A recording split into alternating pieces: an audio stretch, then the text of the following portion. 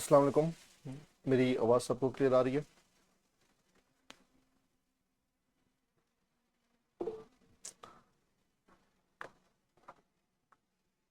अच्छा।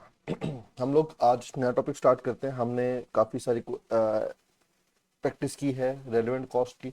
हमने question discuss किए। लेकिन वो बच्चे जिनको लगता है कि उनको रेलेवेंट कॉस्ट के मजीद क्वेश्चंस की प्रैक्टिस चाहिए तो वो टेंशन इसलिए ना लें, क्योंकि जो टॉपिक है ये भी रेलेवेंट कॉस्ट की है। इस टॉपिक के अंदर भी हमने वही काम करना है जो हम पिछले चैप्टर में करते आ रहे थे। रेलेवेंट कॉस्ट ही हम कैलकुलेट किया करेंगे। थोड़ी सी दो तीन चीज़ें उसमें हम रेलेवेंट कॉस्ट के अंदर और ऐड कर लेंगे, बट बाकी सारा काम हमने वही करना है जो हम रेलेवेंट कॉस्ट के चैप्टर में ऑलरेडी करते आ रहे थे। अच्छा, रेलेवेंट कॉस्ट के चैप्टर में थोड़ा सा आसानी ये थी कि वहां पे मसले मसाइल नहीं थे। अभी रेलेवेंट कॉस्ट का ही क्वेश्चन होगा, लेकिन उसमें दो तीन सिचुएशंस और ऐड कर दी जाएंगी और हमें कहा जाएगा कि अब बताओ कि अब आपकी रेलेवेंट कॉस्ट क्या है। तो बेसिकली ये वही चीज है जिसको हमने आगे कंटिन्यू करना है। फर्क सिर्फ इतना है कि इसमें हमने दो तीन सिचुएशंस और क्रिएट करनी है और फिर उसके हिसाब से हमने रेलेवेंट कॉस्ट कैलकुलेट करनी है। बट स्टिल मैंने आपको कोशिश की है कि मैं आपको काफी सारे क्वेश्चंस कराऊं रेलेवेंट कॉस्ट के, ताकि आपका एक वो माइंडसेट उसमें बन जाए। लेकिन जब आप ये वाला चैप्टर करोगे तो आपको रेलेवेंट कॉस्ट फिर ज्यादा आसान लगेगी। और फिर इंशाल्लाह अगस्त के पूरे मंथ में हमने क्वेश्चंस की प्रैक्टिस ही करनी है ऑलरेडी। तो उसमें हम मजीद भी प्रैक्टिस करेंगे अभी कॉस्ट की। कॉस्ट को भी तक हमने इंशाल्लाह छोड़ना नहीं है, पेपर तक आपको क्वेश्चंस इसके प्रैक्टिस क्वेश्चंस मिलते रहा करेंगे। तो हम लोग मूव करते हैं जी। हमारा जो नया टॉपिक है डिसीजन मेकिंग का, ये टॉपिक है बड़ा इंपॉर्टेंट है। पेपर में क्वेश्चन आता है, अगर तो रेलेवेंट कॉस्ट का सेपरेट क्वेश्चन नहीं आता तो डिसीजन मेकिंग का क्वेश्चन आएगा। डिसीजन मेकिंग का क्वेश्चन नहीं आता तो रेलेवेंट कॉस्ट का एक सेपरेट क्वेश्चन बन रहा होता है। तो इन दो चैप्टर में से एक क्वेश्चन आपका लॉन्ग वाला लेंथी वाला क्वेश्चन मैंडेटरी है। तो इंशाल्लाह कोशिश करेंगे कि इसके अंदर हमारे मार्क्स लूज ना हो। लेक्चर की तरफ जी मूव करते हैं। हमारे पास जो चैप्टर है डिसीजन मेकिंग टेक्निक्स। बेसिकली जब आपके पास एमएफए का पेपर नहीं होता था तो यहाँ से डिसीजन मेकिंग स्टार्ट होती थी और फिर चलते चलते इसके बाद तीन चार चैप्टर आते थे डिसीजन मेकिंग के।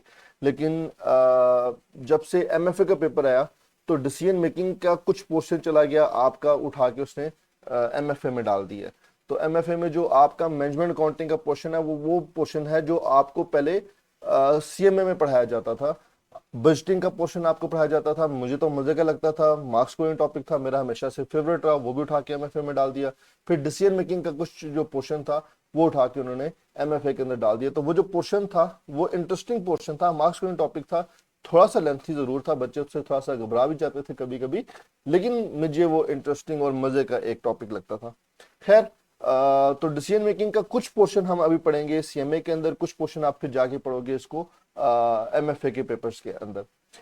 मैं दोबारा से एक जल्दी से रिफ्रेश कर दूं कि हमने जब सीएमए की क्लास स्टार्ट की थी तो हमने कहा था कि हमारा जो मकसद है इस सब्जेक्ट को पढ़ने का वो एक ही मकसद है। कोई भी जो बिजनेस ऑर्गेनाइजेशन है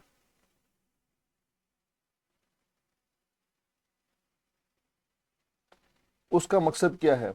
उस बिजनेस ऑर्गेनाइजेशन का सिर्फ वन पॉइंट एजेंडा है, वो है प्रॉफिट मैक्सिमाइजेशन।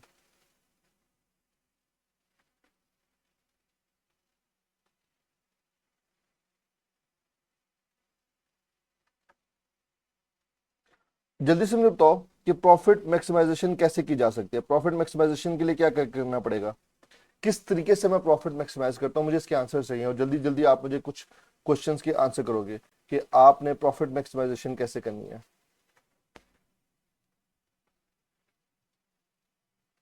कॉस्ट मिनिमाइज करके, इसका मतलब है हम ये करेंगे कि आप मिनिमाइज करोगे कॉस्ट। कॉस्ट अब हम देख चुके हैं कि मटेरियल कॉस्ट क्या होती है, लेबर कॉस्ट क्या होती है, वेरिएबल फिक्स, सब कॉस्ट हम देख चुके हैं, प्रोडक्शन नॉन प्रोडक्शन। दूसरी बड़ी इंपॉर्टेंट बात जो हमने डिस्कस की थी जब हमने सीवीपी एनालिसिस पढ़ना शुरू किया था, कि कॉस्ट के साथ साथ हमने सेल्स वॉल्यूम के ऊपर भी काम करना है। अगर हमारा सेल्स वॉल्यूम बढ़ता है तो हमने ये आइडेंटिफाई किया था कि कॉस्ट का बिहेवियर ऐसा है कि सेल्स वॉल्यूम के बढ़ने से मैं प्रॉफिट मैक्सिमाइज कर सकता हूं, क्योंकि मेरी फिक्स कॉस्ट पर यूनिट कम होती रहेगी, मेरे पास इकोनॉमीज ऑफ स्केल हो, जो इकोनॉमिक्स का पूरा कंसेप्ट था वो सारा का सारा एक्टिवेट हो जाएगा। तो वो हमने कॉस्ट बिहेवियर के टाइम पे उस चीज़ों को डिस्कस किया था। तो बेसिकली बिजनेस ऑर्गेनाइजेशन का जो प्राइम ऑब्जेक्टिव था, जहां से हमने सीएमए की क्लास स्टार्ट की थी, वो था प्रॉफिट मैक्सिमाइजेशन। और प्रॉफिट मैक्सिमाइजेशन का मतलब क्या था कि कॉस्ट मिनिमाइज कर लो या सेल्स वॉल्यूम को इंक्रीज कर लो, ये हमारा ऑब्जेक्टिव था। तो पहले तो हम कॉस्ट के ऊपर बात करते रहे, फिर हमने बीच में सीवीपी को भी ऐड कर दिया और हमने देखा कि कॉस्ट के साथ साथ वॉल्यूम का प्रॉफिट के ऊपर क्या इम्पैक्ट आता है।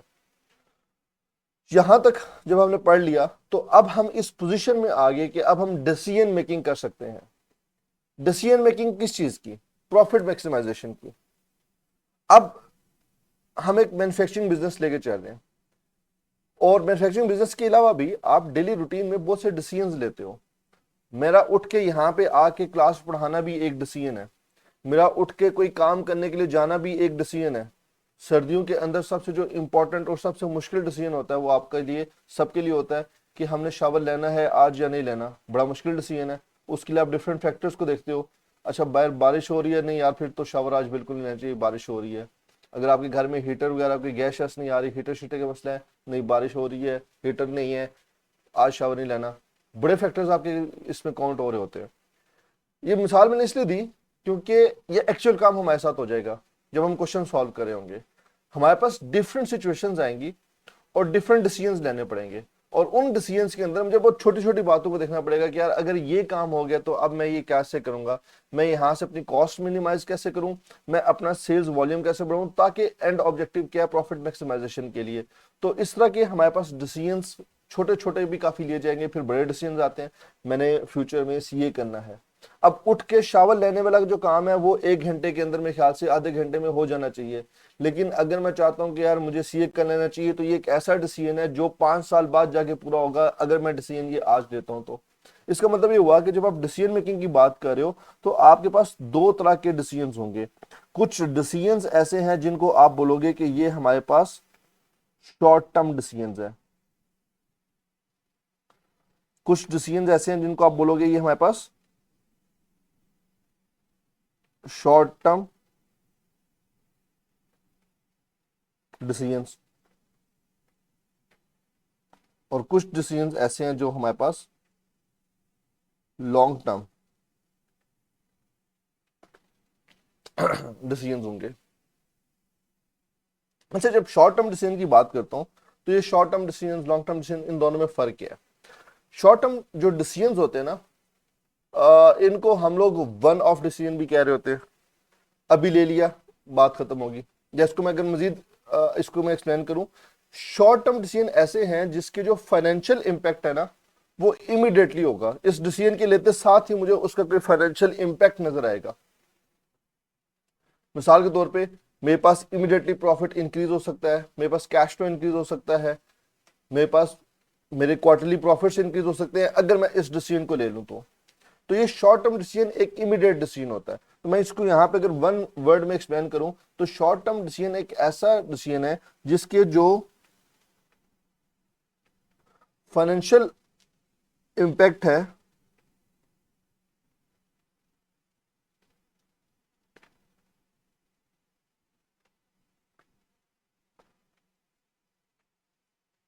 वो एकदम से अकर होगा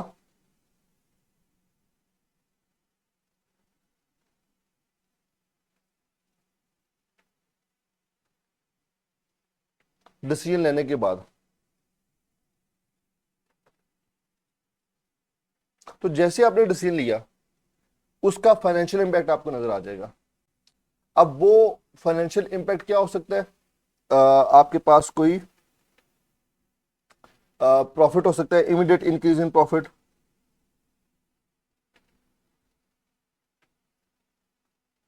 इमीडिएट इंक्रीज इन प्रॉफिट। आपके पास कोई एडिशनल नेट कैश इनफ्लोज आ सकते हैं, एडिशनल नेट कैश इनफ्लोज, और इस तरह के बहुत से काम हो सकते हैं। ये फैसला लिया और इसका मुझे फौरन रिजल्ट नजर आएगा। जैसे आपको अगर याद हो हमने प्रीवियस क्लास के अंदर एक टॉपिक क्वेश्चन सॉल्व किया था रेलेवेंट कॉस्ट का, कि 15 दिन का प्रोजेक्ट है, अगर ये 15 दिन का मैं कॉन्ट्रैक्ट कर लेता हूं तो मुझे क्या प्राइस ऑफर करनी चाहिए, सेलिंग प्राइस क्या होनी चाहिए, फिर उसके बाद प्रॉफिट निकाला था तो वो प्रॉफिट इमीडिएटली हो जाएगा। 15 दिन के अंदर अंदर मैं ये प्रॉफिट कमा सकता हूँ, एक इमीडिएट होगा। मैंने बस फैसला करना है कि मुझे इस ऑर्डर को एक्सेप्ट करना है कि नहीं करना। ये शॉर्ट टर्म डिसीजन था। जिसके इमीडिएट कॉन्सिक्वेंसेस आपको नजर आएंगे, फाइनेंशियल इंपैक्ट उसका नजर आएगा।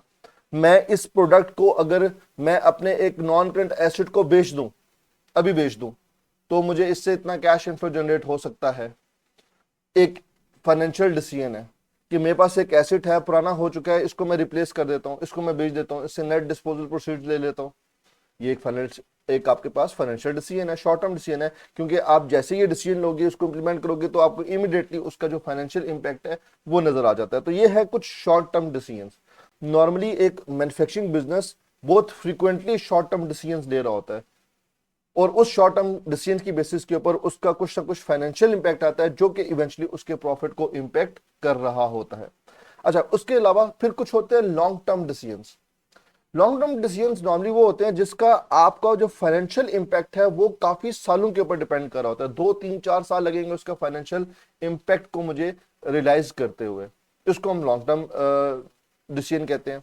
अब नॉर्मली जो लॉन्ग टर्म डिसीजंस होते हैं, ये आपके पास होते हैं जिसके अंदर आपकी कोई कैपिटल इन्वेस्टमेंट होती है। इसका मतलब ये हुआ कि यहां पे जो फाइनेंशियल इंपैक्ट है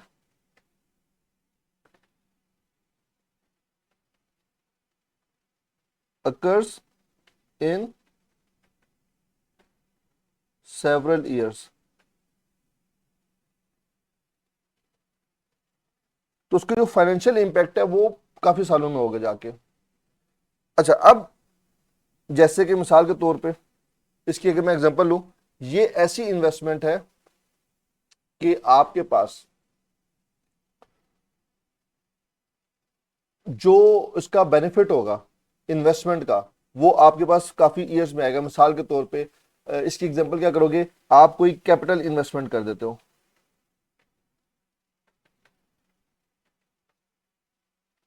अच्छा, कैपिटल इन्वेस्टमेंट का मतलब क्या है? कैपिटल इन्वेस्टमेंट का मतलब है मैंने कोई मशीन खरीद ली है। अब अगर मैंने मशीन खरीदी है, प्रोडक्शन मशीन खरीदी है, तो ये मेरी कैपिटल इन्वेस्टमेंट है। अब इस मशीन को मैं इस्तेमाल करूंगा तो हर साल उससे कुछ ना कुछ एसेट बनेंगे, कोई इन्वेंट्री बनेगी, जनरेट होगी, फिर उससे मेरे पास कैश फ्लोस क्रिएट होना शुरू हो जाएंगे। तो ये एक ऐसा कैपिटल इन्वेस्टमेंट, एक ऐसा डिसीजन है जिसका मुझे लॉन्ग टर्म बेनिफिट हो रहा है। अगर तो मेरे पास एक कस्टमर आता है कि यार ये कॉन्ट्रैक्ट है, ये फलानी चीजें मुझे बना के दे दो, मैं इमीडिएटली उससे बेनिफिट कमा सकता हूँ, चीज बना के दूंगा, पैसे आ जाएंगे, प्रॉफिट आ जाएगा।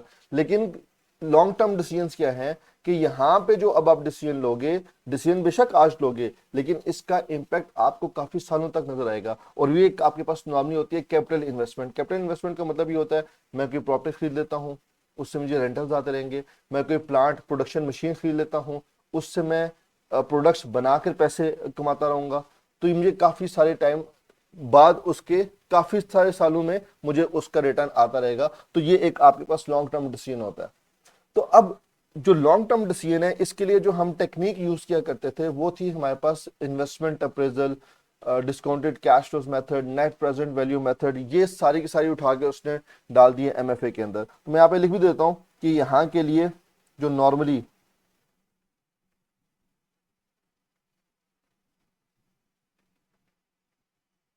टेक्निक्स जो यूज की जाती थी, उसमें आपके पास नेट प्रेजेंट वैल्यू, उसके लिए आपके पास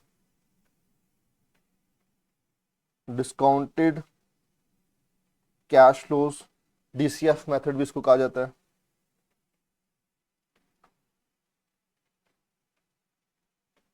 ये डिफरेंट टेक्निक्स यूज की जाती थी, जिसकी बेसिस के ऊपर आप डिसीजन लिया करते थे, उसके ऊपर देखा करते थे कि मुझे इससे होने वाला फायदा कितना है, अगर ये मैं कैपिटल इन्वेस्टमेंट आज करता हूं तो इससे मैं कितना बेनिफिट कमा सकता हूं। तो ये सारा का सारा जो पोर्शन है, अब ये आपके पास जा चुका है एमएफए के पेपर के अंदर। तो ये मेजोरिटी पोर्शन आप जाके डिस्कस करोगे एमएफए में, बहुत कम पोर्शन है इसका जो हम यहाँ पे डिस्कस करेंगे।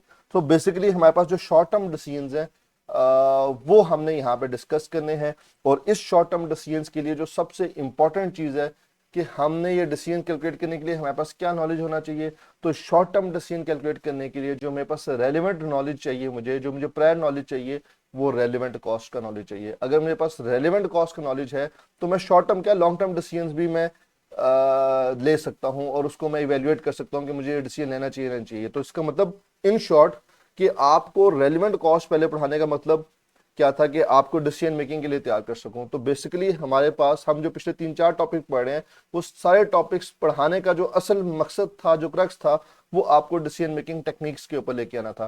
क्योंकि डिसीजन मेकिंग टेक्निक के लिए आपको रेलिवेंट कॉस्ट पता होना चाहिए, रेलिवेंट कॉस्ट से पहले आपको मार्जिनल कॉस्ट पता होनी चाहिए, मार्जिनल कॉस्ट ब्रेक इवन का नॉलेज भी आपको पता होना चाहिए। तो वहां से हमने सीवीपी एनालिसिस किया, फिर आपने उससे पहले मैंने आपको एब्जॉर्प्शन मार्जिनल कॉस्टिंग भी पढ़ा दी ताकि आप इस लेवल तक पहुंच सको। तो अब मेरे ख्याल से आपको कोई ये वाले क्वेश्चन करते हुए अब आपको मसला नहीं होगा, जो साथ साथ चलता हुआ आ रहा है। ठीक हो गया? अच्छा, अब जो रेलिवेंट कॉस्ट का कंसेप्ट है ना, जो आपके पास लॉन्ग टर्म डिसीजन है ना, उसमें सिर्फ रेलिवेंट कॉस्ट का नॉलेज नहीं चाहिए। उसके लिए आपको रेलिवेंट कॉस्ट के साथ साथ आपको टाइम वैल्यू ऑफ मनी का भी कंसेप्ट को लेके चलना है, क्योंकि ये लॉन्ग टर्म डिसीजन है। तो इसका मतलब ये हुआ कि यहां पे आपके पास जो नॉलेज रिक्वायर्ड है लॉन्ग टर्म डिसीजंस के लिए, वो आपके पास एक चाहिए नॉलेज आपको रेलिवेंट कॉस्ट का, और उसके साथ साथ आपको टाइम वैल्यू ऑफ मनी का कंसेप्ट भी आप इस्तेमाल करोगे, क्योंकि ये लॉन्ग टर्म डिसीजंस की बात हो रही है। जब शॉर्ट टर्म डिसीजंस की बात आप करते हो तो शॉर्ट टर्म डिसीजन के लिए आपको सिर्फ और सिर्फ जो नॉलेज रिक्वायर्ड है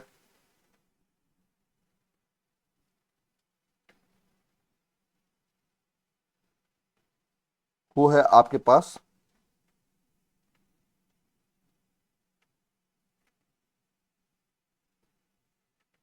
रेलिवेंट कॉस्ट, कि आपको रेलिवेंट कॉस्ट आनी चाहिए। अच्छा, अब इसका मतलब ये हुआ कि यहाँ पे हमने जो अब बात करनी है वो हम बात करने जा रहे हैं शॉर्ट टर्म जो डिसीजंस हैं उसकी। मैनेजमेंट क्या डिसीजन लेती है शॉर्ट टर्म के लिए? इसमें जो हमारे पास सिचुएशन है, और हम हर सिचुएशन को वन बाय वन डिस्कस करेंगे, क्योंकि 5 से 6 डिफरेंट कैटेगरीज के डिसीजंस हैं और उनके ऊपर पेपर में क्वेश्चन आता है। अब पेपर में कौन कौन सा क्वेश्चन आता है उसके ऊपर मैं बात करने जा रहा हूं, और हमने हर एक दिन में कोई एक आध डिसीजन लेके चलना होगा। क्या सिचुएशन आ सकती हैं जी? जो मैनेजमेंट के जो पॉसिबल शॉर्ट टर्म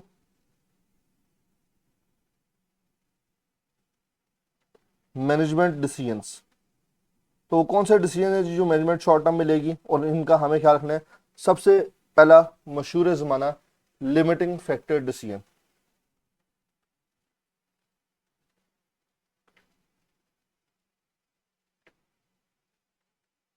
मैं आपको ना बड़ा ब्रीफ ब्रीफ आज सारे समझा देता हूं कि हमने अगले 3-4-5 दिनों में हमने क्या काम करना है। लिमिटिंग फैक्टर डिसीजन क्या है? लिमिटिंग फैक्टर डिसीजन ये है कि अभी तक जब हम ऑपरेट कर रहे थे तो हम एक आइडियल सिचुएशन में ऑपरेट कर रहे थे, और आइडियल सिचुएशन क्या थी कि यार बस जो ऑर्डर आ रहा है पिक कर सकते हैं, हम काम कर सकते हैं, हमें मसला ही कोई नहीं है। ऑर्डर आया है, हमने सिर्फ कॉस्ट कैलकुलेट करनी है, प्रॉफिट मार्जिन ऐड करना है, हम ऑर्डर एक्सेप्ट कर लेंगे। नॉर्मली ऐसा नहीं होता। क्यों ऐसा नहीं होता? क्योंकि जब मेरे पास ऑर्डर आया है तो मैं ये ज्यूम कर रहा हूं कि मटेरियल मसला ही कोई नहीं, लेबर मसला ही कोई नहीं, प्रोडक्शन ओवरहेड्स मसला ही कोई नहीं। लेकिन जिंदगी में तो आपके पास ऐसा नहीं सिचुएशन नहीं, आपके तो पास तो मसले मसाइल है। इकोनॉमिक्स जब आपने पढ़ी थी तो जो सबसे पहली चीज इकोनॉमिक्स के अंदर आपने पढ़ी थी, इकोनॉमिक्स के अंदर वो सबसे पहली चीज क्या थी?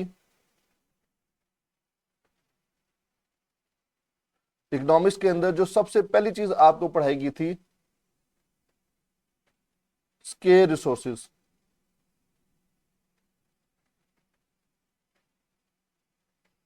चलो ज्यादा मुश्किल नहीं करता, मैं इसकी बात यूं करता हूं, लिमिटेड रिसोर्सेज। कि आपके पास जो रिसोर्सेज हैं वो लिमिटेड है। तो यहां पे लिमिटिंग फैक्टर डिसीजन के अंदर बेसिकली हम करेंगे क्या? लिमिटिंग फैक्टर डिसीजन के अंदर होगा क्या कि मेरे पास एक ऑर्डर आया है, तो ऐसा नहीं है कि मैं चुप करके ऑर्डर बनाना शुरू कर दूंगा। उसमें हो सकता है मेरे पास कोई ना कोई एक लिमिटिंग फैक्टर हो। देखो, ऑर्डर आया है तो मुझे प्रोडक्शन कॉस्ट अगर करनी है, मुझे मटेरियल लेबर ओवरहेड चाहिए। हो सकता है इस ऑर्डर के लिए जो मटेरियल है वो लिमिटिंग फैक्टर है, वो एक सर्टेन क्वांटिटी से ज्यादा अवेलेबल ही नहीं है। मैं इसकी आपको मिसाल दे देता हूँ, इसकी मिसाल मैं आपको दे देता हूँ। जो फार्मास्यूटिकल कंपनीज हैं, वो जो फार्मास्यूटिकल कंपनीज है वो आपके एक सर्टेन क्वांटिटी से ज्यादा कुछ रॉ मटेरियल मंगवा ही नहीं सकती, उससे ज्यादा अलाउ ही नहीं है, लीगल रिस्ट्रिक्शन है। अब मेरे पास एक ऑर्डर आया है, मैं एक सर्टेन क्वांटिटी से ज्यादा मटेरियल मंगवा ही नहीं सकता, ऑर्डर कैसे एक्सेप्ट कर लूं? अगर एक्सेप्ट करता हूं तो मुझे अपना काम रोक के अपने मटेरियल को वहां पे इस्तेमाल करना पड़ेगा, और मैं जब अपना मटेरियल इस्तेमाल करूंगा वहां पे मेरा काम रुक जाएगा।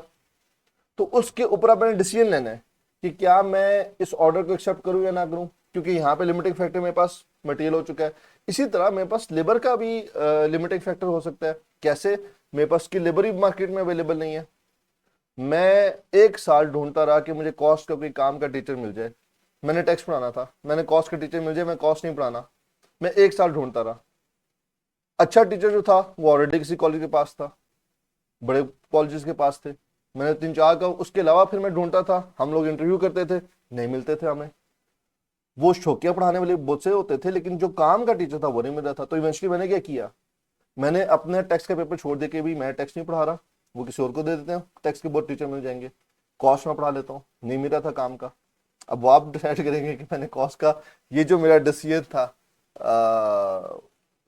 लेबर के हिसाब से, कि हमें नहीं मिला काम का बंदा कॉस्ट का, तो हमने कहा कि ठीक है मैं खुद पढ़ा देता हूँ।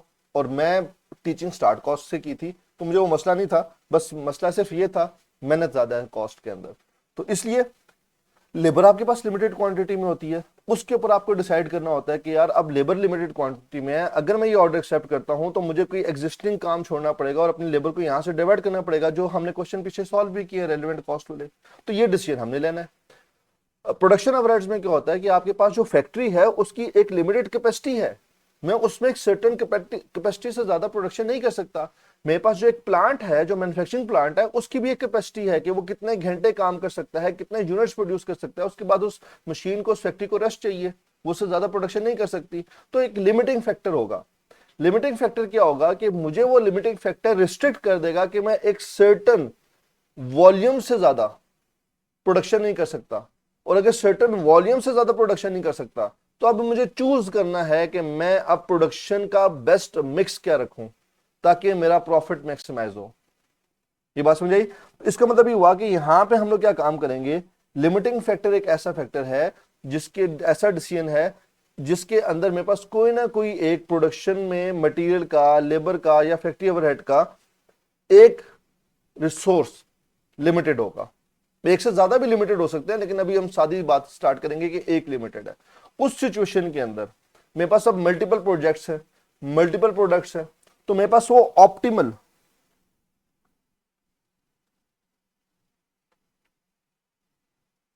प्रोडक्ट या प्रोजेक्ट मिक्स क्या होना चाहिए जिससे मैं मैक्सिमम प्रॉफिट कमा सकूं।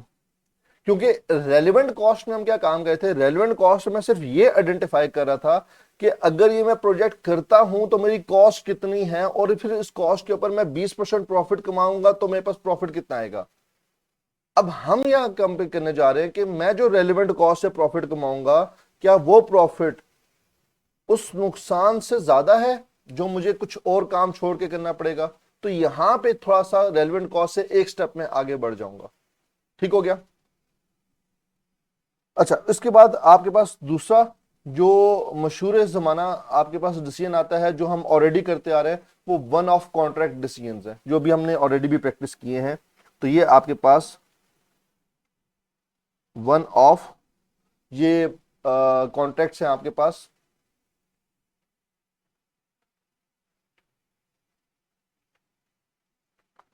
अच्छा, one of contract decision basically क्या है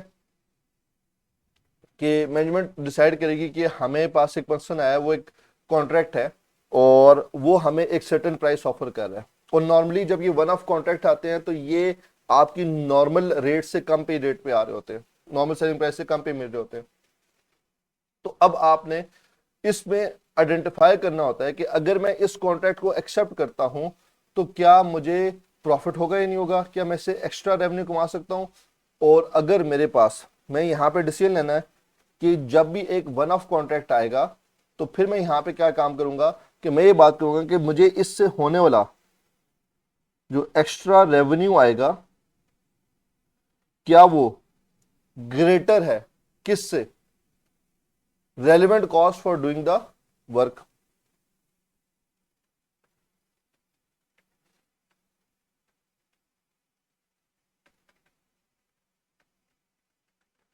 तो अगर तो इसका आंसर हाँ है तो मुझे ये कॉन्ट्रैक्ट एक्सेप्ट कर लेना चाहिए। अगर इसका आंसर नहीं है तो मेरे पास इसका मतलब है कि मेरे पास इस ऑर्डर को मुझे एक्सेप्ट करने की जरूरत नहीं है। तो ये ऑलरेडी हमने जो क्वेश्चन प्रैक्टिस किए थे वो वन ऑफ कॉन्ट्रैक्ट डिसीजन वाले क्वेश्चंस थे। हाँ, उसमें फिर आखिरी लाइन नहीं होती थी, आखिरी लाइन नहीं होती थी वो। अब यहाँ पे जब क्वेश्चन सॉल्व करेंगे तो उसमें एक और स्टेप ऐड हो जाएगा, बाकी सारा काम वही है जो हम ऑलरेडी करते आ रहे थे। फिर तीसरा मशहूर जमाना पेपर के लिए डिसीजन आपका मेक और बाय, मेक और बाय डिसीजन। अच्छा, मेक और बाय डिसीजन का मतलब ये है कि मैं जो प्रोडक्ट है ये मैं खुद से प्रोड्यूस करके बेचूं या इसको मैं मार्केट से खरीद के बेच दूं, क्योंकि अगर मैं खुद प्रोड्यूस करता हूं मेरी प्रोडक्शन कॉस्ट बहुत ज्यादा है, या फिर मैं इसको आउटसोर्स कर दूं, किसी और से बनवा लूं। आपके पास जो भी मैन्युफैक्चरिंग कंपनीज है, गाड़ियों की मिसालें ले लो, टोयोटा कंपनी है, होंडा कंपनी है, कुछ सामान है वो खुद बनाती है, कुछ सामान ऐसा है जो वो आउटसोर्स कर देती है कि यार ये काम हमें बनाने की जरूरत नहीं है। मैं अगर इसके ब्रेक पैड हमें बनाने की जरूरत नहीं है, हम क्या काम करते हैं किसी कंपनी को आउटसोर्स कर देते हैं। इसके जो एयर फिल्टर है वो हमें बनाने की जरूरत नहीं है, क्या करें, गाड़ी में एयर फिल्टर तो लगना है, इस मटेरियल को आउटसोर्स कर देते हैं, वो हमें कोई और कंपनी बना के दे देगी, क्योंकि उसकी प्रोडक्शन कॉस्ट कम होगी, हम ये बाहर से खरीदेंगे उससे तो हमें सस्ता पड़ेगा। अगर हम खुद बनाने के लिए इसके लिए सारा प्लांट लगाएंगे, सारी मटेरियल कॉस्ट, लेबर कॉस्ट शामिल करेंगे तो हमें महंगा पड़ जाएगा। तो ये मेक और बाय डिसीजन है कि मैं मार्केट से जाके सामान खरीदूं या एक सामान खुद से बना लूं और उसको इस्तेमाल करूं अपनी प्रोडक्शन में या बनाकर बेचूं। तो इसका मतलब ये हुआ कि यहाँ पे कंपनी डिसाइड कर रही है इन हाउस प्रोडक्शन के अंदर या आउटसोर्सिंग के ऊपर। तो यहाँ पे हमारे डिसीजन होंगे इन हाउस प्रोडक्शन और आउटसोर्सिंग, कि ये हम बाहर किसी से बनवा लें और इसको हम इस्तेमाल कर लें। तो ये मेरे पास क्वेश्चन आएंगे। अब मैं ये आपको चीजें इससे रखवा रहा हूँ क्योंकि जब हमारे सामने प्रैक्टिकल क्वेश्चन आएंगे तो उसमें हमने सिचुएशन आइडेंटिफाई करनी होगी इस क्वेश्चन के अंदर कि यार ये लिमिटिंग फैक्टर वाला डिसीजन यहाँ पे लेना है तो उसके रूल्स क्या है, अगर वन ऑफ कॉन्ट्रैक्ट है तो क्या करना है, अगर मेक और बाय डिसीजन हैं तो क्या करना है। इसके अलावा फिर आपके पास डिसीजंस आते हैं। ज्यादा इंपॉर्टेंट ये limiting factor, one of contract और मेक और बाय डिसीजंस है, लेकिन दो तीन छोटे छोटे डिसीजंस और भी हैं। जैसे कि आपके पास है शट डाउन डिसीजन, ये एक कंपनी है उसके ऑपरेशंस है वो आप खत्म करना चाह रहे हो, बंद करना चाह रहे हो, तो आपके पास जो शट डाउन डिसीजंस है, या हो सकता है कंपनी पूरी बंद ना करे, हम उसकी कोई एक प्रोडक्ट, कोई एक लाइन ऑफ ऑपरेशन, कोई एक सेगमेंट डिसकंटिन्यू करना चाहें, तो ये कहता है हमारे पास shut off decisions.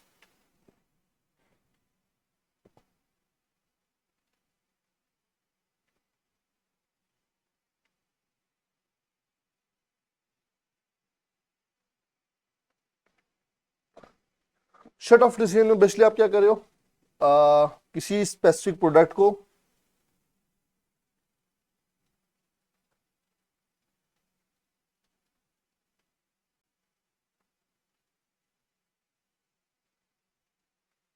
Specific product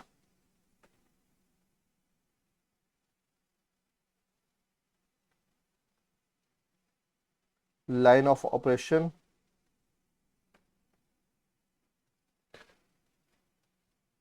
कोई ऑपरेटिंग सेगमेंट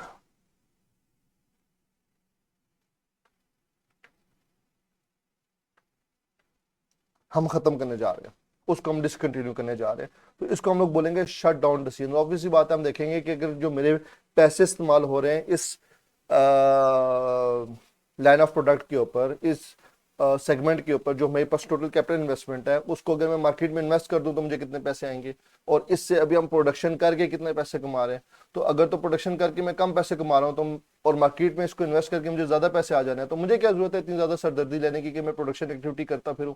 तो मैं क्या काम करूंगा, इसको यहाँ से उठाऊंगा और उठा के मैं यहाँ पे इसको इन्वेस्ट कर दूंगा। अब ये कहने को बड़ी सिंपल सी बात है, लेकिन इसके अंदर जब हम रेलिवेंट कॉस्ट में जाएंगे तो फिर आपको फिर बहुत सी चीजों के, बहुत से फैक्टर्स का ख्याल रखना पड़ेगा कि अच्छा अगर मैं इसको चलाता हूं तो मुझे क्या फायदा होगा, और इस ऑपरेशंस को बंद करने से क्या मेरे बाकी ऑपरेशंस इफेक्ट होंगे या नहीं होंगे, क्योंकि जो फिक्स कॉस्ट अगर है तो वो तो सबके ऊपर फैली हुई है। अब अगर इस लाइन ऑफ ऑपरेशन को मैं खत्म कर देता हूं तो अब जो फिक्स कॉस्ट है वो कम यूनिट्स कवर करेंगे, उसके बाद क्या होगा। तो नॉर्मली फिक्स कॉस्ट रेलिवेंट नहीं होती, लेकिन subject to the condition, subject to the situation, उस सिचुएशन के अंदर मुझे फिक्स कॉस्ट के ऊपर भी उसका भी रोल देखना पड़ेगा कि अब वो कैसे होगी, और उसका बिहेवियर देखना पड़ेगा कि फिक्स कॉस्ट टोटल में तो सेम रही, लेकिन पर यूनिट के हिसाब से जब स्प्लिट होती है तो वो डिक्रीज करती है। अब अगर मैं एक लाइन ऑफ ऑपरेशन खत्म कर देता हूं तो वो फिक्स कॉस्ट जो पहले 4 प्रोडक्ट्स के ऊपर स्प्लिट होती थी अब वो 3 के ऊपर स्प्लिट होगी, मेरी उनकी कॉस्ट बढ़ जाएगी, तो उसका नुकसान क्या होगा। तो वो सारे डिसीजन अभी हम लेंगे। लास्ट एक जो हमारा डिसीजन है ये कनेक्टेड है हमारे एक और टॉपिक के साथ, प्रोसेस कॉस्टिंग का हमारा टॉपिक है उसके साथ ये कनेक्टेड है। जॉइंट प्रोडक्ट आप निकालते हो और उसके फर्दर प्रोसेसिंग के डिसीजन है। तो यहाँ पे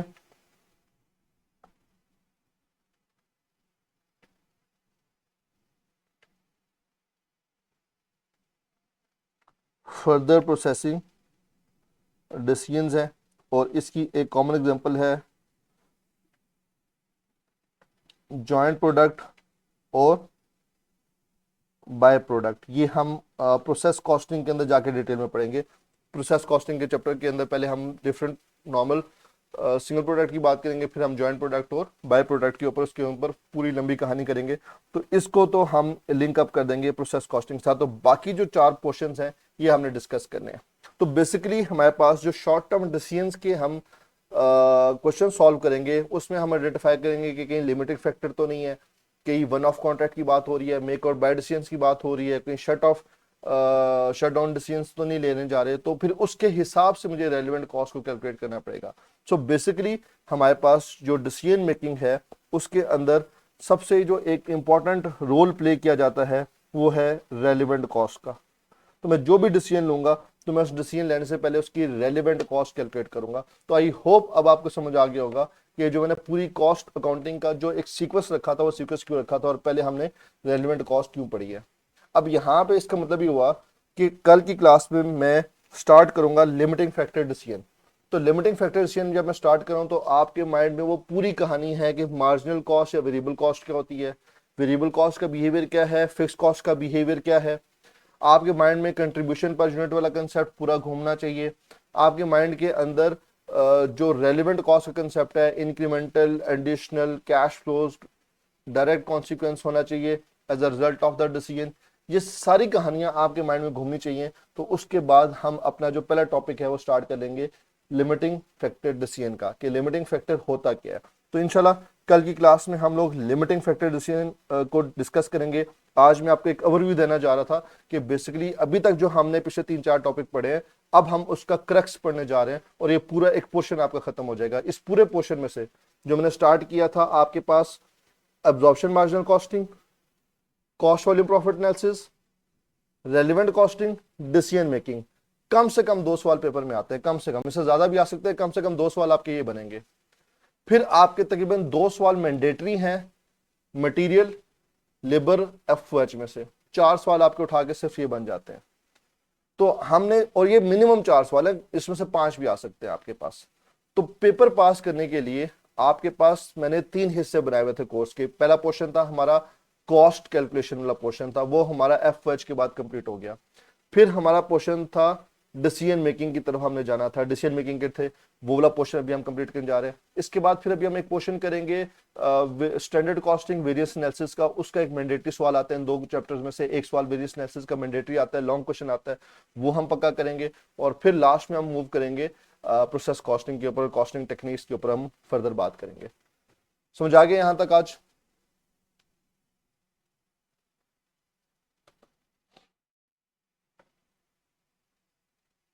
यहां तक क्लियर है सब?